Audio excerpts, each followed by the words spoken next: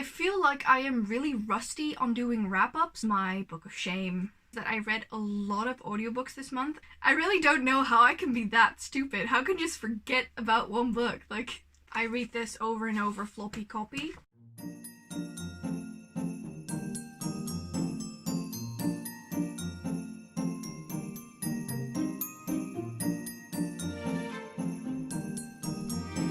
Hello lovely bookworms, I'm Esmay from Paradise Pages on Instagram and also on Twitter, and welcome to a new video. I think this is the first sit-down video I'm filming for December dash. By the time that I'm filming this, you guys don't know about this yet, but I do, so welcome to December dash, or at least my part of the video. I think you've already seen a vlog from me and probably a couple of videos of Femke's, but the entire month of December we're here to bring you festive cheer. So today, considering we're in December, I wanted to do a November wrap-up, and I know I haven't done a wrap-up for a while. The reason for that is that my reading hasn't been great, but last month I finished 10 books. I say 10 with hesitancy, which you will see in a little bit, and I will also be going through the books that I've read for my Game of the Books. That is already up for December. If you want to watch that, I'll link it. I think it's this side. And without further ado, let's just get into the books that I've read this month. I don't think I can go in chronological order, but let's just start with the one that is freshest on my mind, or at least this is one of the ones that I finished last. And that is the second book in the A Pinch of Magic trilogy or series. I'm not sure. I know that there's going to be a third one, but I finished A Sprinkle of Sorcery in November, and that's the second book in this series. You can now see a photo of it, and I loved it. This middle grade this middle grade series is just something right up my alley. I love the sisterly bond in this one. I just love the friendship between the sisters, but also their adventure, and just the way that this is written is so action-packed but also so character-heavy, and the plot and the setting, it is just so lovely overall, and I am excited for the third one. I think that is coming out next year in February, I think. I could be very wrong, but it's definitely next year, or at least for now it is next year, and I am so excited. I love these. I've already pre-ordered the third one, which is something with spells, but I don't know the name right now. I'll probably just put the cover up here so that you can see it for a little bit. But going back to A Sprinkle of Sorcery, I really loved that book. It was so enjoyable. I loved going back into the characters. I can't tell you which one I prefer, which is weird because usually I have a clear favorite, which is usually the first in a series or the final one, but with this one, the second one was just as good as the first one, and I loved it. So the next book that I've read is Pan's Labyrinth by Guillermo del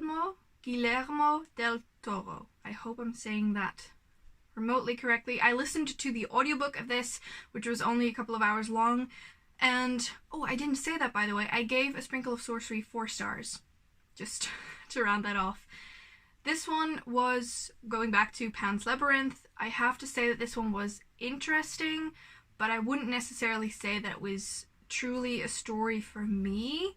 I'm not sure why that is. Maybe it's just a little bit too... It's not too dark. I mean, I do like dark books, but it's just... I'm not sure. It wasn't exactly up my alley, if that makes sense.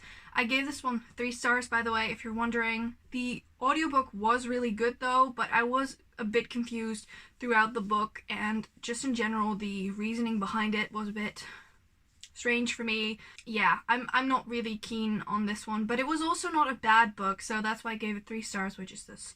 Just nicely in the middle. Like right in the middle, I wanted to say. So next up is my first reread of the month. As you probably know, I reread The Wrath and the Dawn in October, and I couldn't leave it there. So I also reread The Rose and The Dagger. This is my reading copy, by the way. I really want to get... Is there a bookmark in here? No, there's not. I really want to get a hardcover copy for this, but this is just my... I read this over and over floppy copy. Over and over floppy copy? That was a nice touch. But I just love this story. I gave it 5 stars. I usually don't change my rating if I reread a book unless my opinion really changes in positive or negative sense, but still 5 stars, still love it. Still have to say that I prefer The Wrath and Dawn to this one, but overall just a solid duology, and I love it, which I don't have to say anymore because you probably know at this point. Then moving on to the first book on my Game of the Books TBR that I finished this month, and that was Girl, Serpent, Thorne. I have this beautiful Fairy Loot cover. I love the green and the pink. I don't know, I don't actually own any pink books, so that was fun to have. But the story, I wish I could say that I really loved reading it. I enjoyed it, let me start by saying that. I think I gave this one 3 stars, but there were some things about this book that were bothering me. In the beginning, in general, I don't like the protagonist. That's for one. I also don't like most of the side characters, but then a couple, so I think his name was Azad? No, it was not. I don't remember what his name is. Yeah, it is Azad. Ah! Azad was really boring in the beginning, but got a lot more interesting throughout the story. And then the other character, I think, was called Parvaneh. She was very interesting in the beginning of the story, and then got very boring throughout the story. So it was kind of a wishy-washy in here. Also, Soraya, which is how they pronounce the main character's, well, name. She's just not my kind of protagonist. She was very naive. She was very accepting of her fate, and then when she's not, she blames herself for everything that happens, though her family tells her nothing. I wish it was a bit different, but I think I can safely say that I'm just not a big fan of books where people have a poisonous touch, which I can safely say because I also really didn't like the Shatter Me series. It was a good book though. I definitely prefer this one to the Shatter Me series. It is in general a good standalone, I have to say that, and I did enjoy reading it, so it wasn't as if that I hated reading it, but it was okay, like a middle ground sort of book. Something I want to say is that I read a lot of audiobooks this month. I loved going on SCRIBD and just sort of scrolling through and thinking, oh, I'll read this next, and then play Animal Crossing or play whatever other thing on the Switch that I want to play, or clean the house, and I was just listening to audiobooks all the time. I usually start with it in the morning when I do my makeup. I put my headphones on and I just listen to an audiobook for, I don't know, 30 minutes, or late at night when I'm lying in bed, or just throughout the day when I do things or take a walk. It's just so nice to listen to audiobooks. And one of the audiobooks of this month that I've also listened to was the second book in the Stormcrow duology, which is called The Crow Rider. I preferred that one a lot more to this one.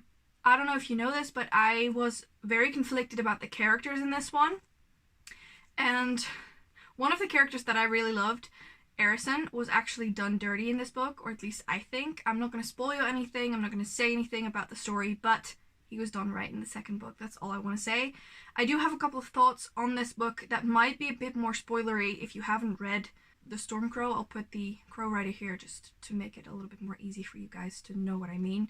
But if you haven't read this one, basically the things that I have to say about the Crow Rider, you will have been spoiled for some of the stuff that's in here. So if you want to read my review for The Crow Rider, you can go to Goodreads. I actually have a bit more in-depth thoughts about that book there, but I don't want to spoil you. So the thing I can say is that I gave this one 3 stars and the second one 4 stars. Overall, solid duology, but I wished that things in this book were different. If they were, this would have been one of my absolute favorite duologies ever. But as it stands, it's not. But the second book, definitely worth your read. So if you didn't really like this one, definitely pick up the second one. You'll love it. I promise you, you will.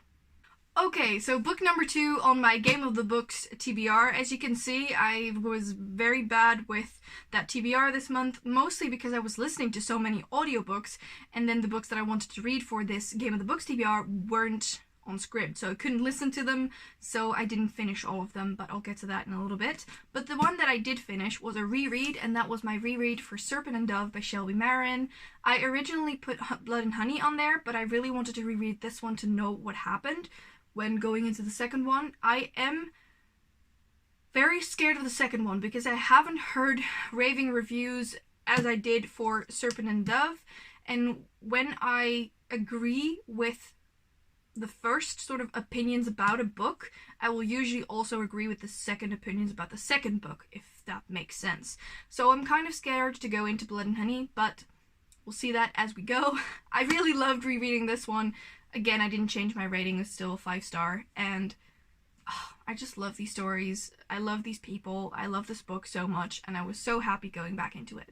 I feel like I am really rusty on doing wrap-ups, and it feels like I am just sort of stumbling throughout this video, but please forgive me for that.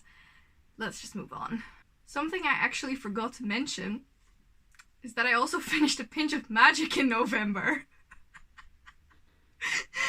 I really thought it was only the second book, but I finished the first and the second book in the month of November. I also gave A Pinch of Magic 4 stars, if you're wondering. I loved the story, which I've already said when I talked about A Sprinkle of Sorcery, but I now realize that this was also a book that I finished in November. Please forgive me for that. I loved this book nonetheless, so I thought I would, tell you anyway. It was really, really good. I also gave this one 4 stars, if you're wondering. I really don't know how I can be that stupid. How can you just forget about one book? Like, anyway, next up is a book that wasn't a big favorite, and that is The Life of Saints by Leigh Bardugo. I thought this book would be in a similar sense as The Language of Thorns. The Language of Thorns is one of my absolute favorite sort of short story books, and I loved the stories in there. The Lives of Saints is very different. It feels like an encyclopedia, I hope I'm pronouncing that correctly, of just these short, uninteresting stories of saints. And most of them were just not, they were so short, they were 2 pages long, and basically no real moral to the story, no true storytelling. It felt like it was just sort of summing up what happened and how they became the patron saint of something. And I just wish that this one had the flair and the storytelling that The Language of Thorns did. If this book had been just a bit longer and the story's just a bit more elaborate and I would say more flowery and more descriptive, it would have been so much more enjoyable than if it were just a sort of summing up of what happened to these saints. And I'm kind of disappointed with that because I was expecting Language of Thorns style, but didn't get that. So I gave this one 2.5 stars, closer to 3 than 2, because I didn't hate it. It was just, I went in with the wrong expectations, if that makes sense. And yeah, I wasn't blown away. It was just an okay read if you want a little bit more world building to the Grisha verse, if you know what I mean. Let's move on to the biggest book on the list, and one I am extremely proud that I finished, and that is The Empire of Gold by S.A. Chakraborty. I listened to a big chunk of the audiobook for this one because I was so intimidated by the size that I just didn't pick it up, even though I knew I would love it. Let me just start by saying I gave this 5 stars. I would have given it more if I could. This is one of my all-time favorite stories ever. I love it. And I'm sad it's over, but the ending was just so well done. I won't spoil you on anything that is in the book. What I can tell you is that the ending was just very well done. Like, there were 50 plus pages just to round the story off nicely, and I can really appreciate that, especially when a book is this big and the ending is just rushed through. It's just so sad. But this trilogy, I think I can safely say that these 3 are one of my absolute favorites. You can actually see the Kingdom of Copper here. I also love the City of Brass. All 3 are absolutely amazing. I can't tell you which one is my favorite. I definitely cried with this one, but also cried with the other 2, so there's no comparison there. Overall, solid trilogy and one of my all-time favorites. If there's only one recommendation I can give you for the rest of my life, it will probably be this trilogy. 5 stars, loved it. Sad it's over, want to reread it. So there were actually 2 more books on my Game of the Books TBR, and those were The Guinevere Deception and not The Fallen Kingdoms, but Falling Kingdoms. And let me start by talking about The Guinevere Deception. I am, as we speak, 165 pages in. I'm about halfway and the month isn't over, so I think I can safely say that I'm going to be finishing this. I can't say too much about what I think about it yet. I can't give you a star rating or rating in general. I can tell you that I think it's going to sit somewhere between 3 and 4 stars. It's not mind-blowing, it is enjoyable, and there are some things about this book that I don't really like. One of them being that, especially in the beginning of the book, the main character was treated as if she wasn't human, which I found strange, and not treated by other people, I mean, but treated by the author. The way in which she was written about felt very dehumanizing or dehuman. I don't know how to tell you. If you've read this book, please let me know if you felt the same way, because maybe it's just me.